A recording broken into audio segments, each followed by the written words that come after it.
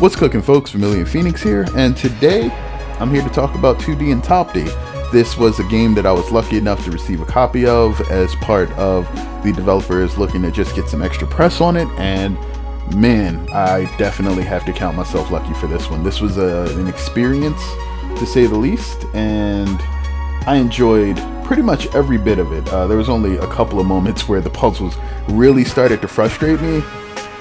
And I wouldn't even call it frustration. It was just more of a head-scratching moment where, I really had to sit down and look at when new puzzle elements got added to the game and what they could do. And, I think that's a good thing for a puzzle game because you want to encourage people to look at what's added and kind of experiment with it just to understand how these things work.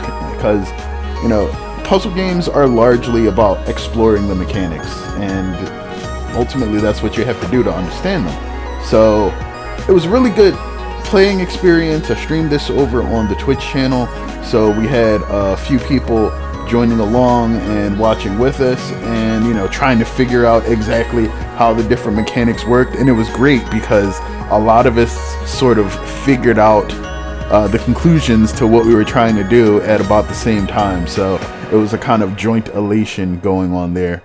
But in addition to the puzzles themselves being pretty solid and enjoying them building a really good momentum out of somewhat basic gameplay controls, because 2D, the little blue guy with the pants, pretty much only jumps and moves left and right. And then Topdee, our strong top-down lifter guy, pretty much pushes blocks and lifts them. And that's the extent of what you actually control with your characters.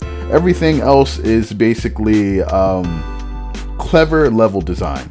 That's the best way to put it about everything about this game. Like, the puzzles are really sleek. They're quick to load. You jump in and out of the different levels very quickly as you're going through the game. So it's not something that tries to artificially drag out its length, which is a very good concept, I think. Like, if you have something where they're just reusing the mechanics in a way that kind of pads the playtime, like you start to feel that fatigue in mastering something. Like, you really don't have to do the same thing 11 billion times, and it's something that probably isn't as big a fault in puzzle games so much as it is in the way that action games are designed. But that's probably why it's a good idea to play something outside of different genres every once in a while. But this was just really well put together. I like the different set pieces. I like the way that new mechanics were introduced every time you got into a new world. And then as the game sort of reached its head, they combined them in ways that were just very clever. And I enjoyed every second of it. Now, on top of that, the animation quality here is top notch. Like, the little squishing and squashing and moving of all of your characters, the foreground kind of illuminated with little falling leaves and gusts of wind as you are on different levels, and also the watercolor like backgrounds that are animated and moving with like little bursts of light and everything in the background are just really pleasant to look at. Like, if there was a game that I could design as both frustrating and comfy at the same time, this is probably one of the best things in the puzzle genre to both look at and play. And I really appreciate like all of the work that was probably put in from the playtesters and the artwork and the programming to make that happen. It is just a wonderful experience, top to bottom. Now, aside from that, the music is actually also very good. It was done by Kajnoon, who, as far as I'm aware, is a relatively new undertaking in, just music composition. I'll include their details below and the description as usual, but ultimately the soundtrack here was one of the best parts of it. I found that as we were going through the game, a lot of people were commenting about how good the music was as they were enjoying me trying to figure out the puzzles. And, you know, just a brief pause because the music continues to play, which is a great feature, by the way. If you have great music, let that play when somebody pauses the game.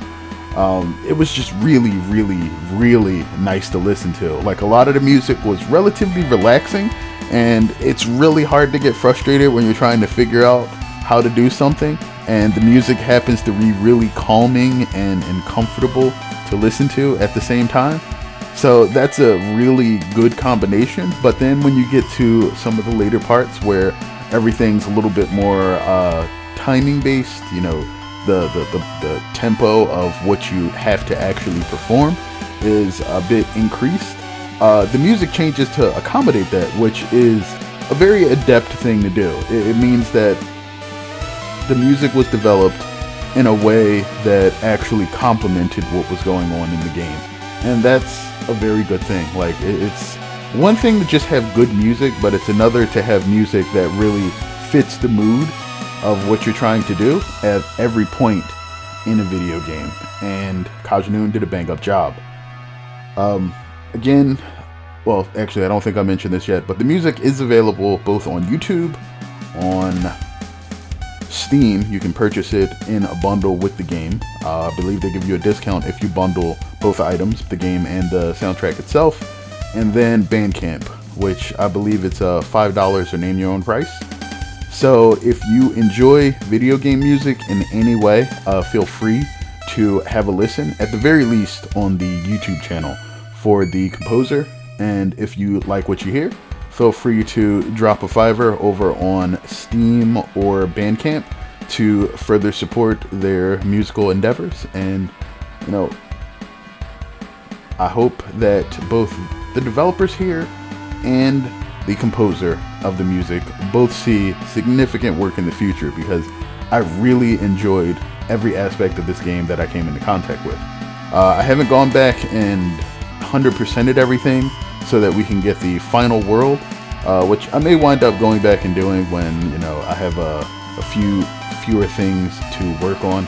But at the very least, if you are looking for some solid, very accessible, I didn't even mention the accessibility options, which are amazing. Like, you can do things like increase the number of lives that you have on the level. So if one's too tough, you can go to 2, 3, or even infinity, just so, you know, you get to keep trying until you can actually sort things out.